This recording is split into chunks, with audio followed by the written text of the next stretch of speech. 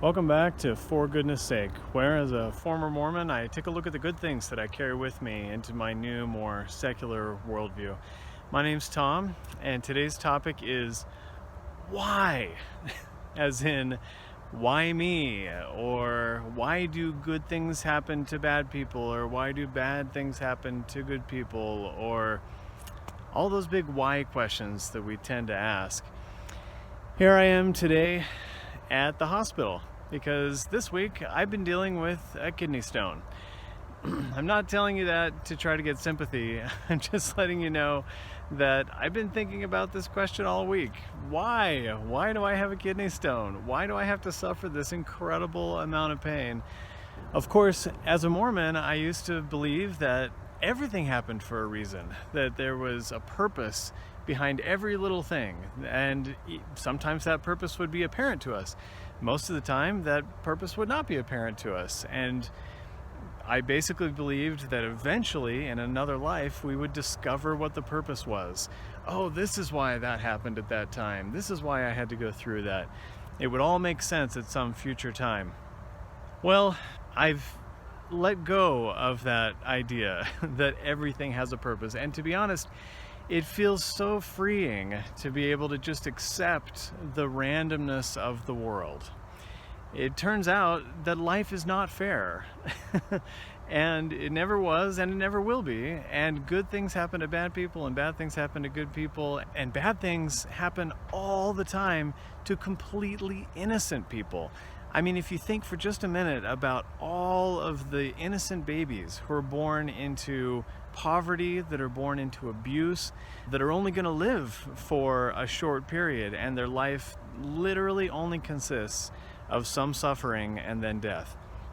It turns out that looking for an ultimate cosmic fairness is futile, and accepting the ultimate unfairness of life and the ultimate randomness of a lot of these things in life is really just the more mature and complete and whole way of looking at the world, as difficult as it might be.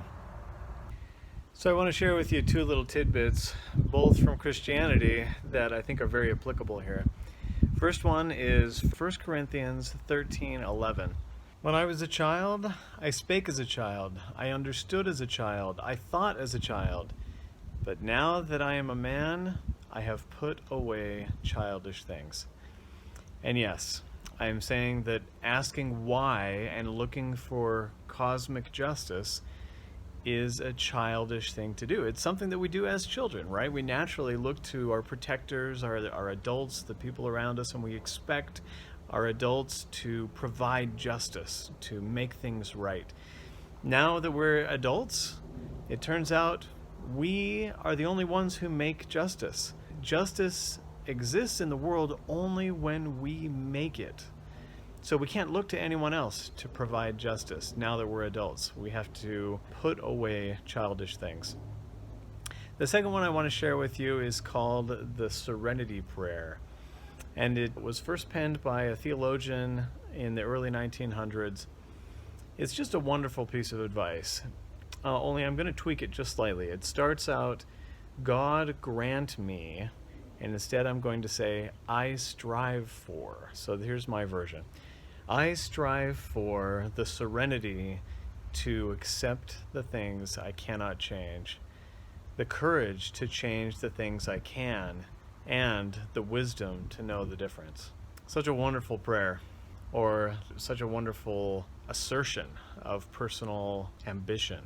Because there is a lot in this world that we can change. But looking for someone else to do it for us is childish.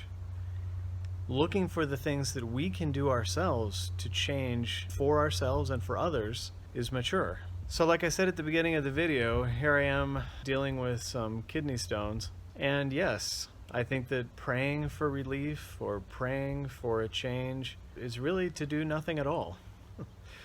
But to understand what causes them and the things that I can change in my life to prevent them in the future, that's maturity.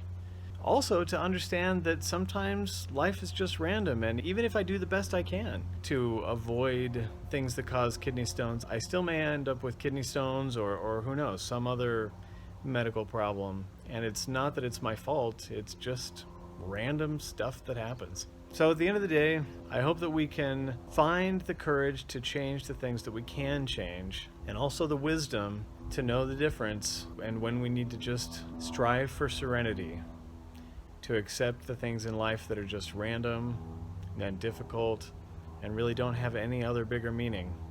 And if we can do that, we will be doing good for goodness sake.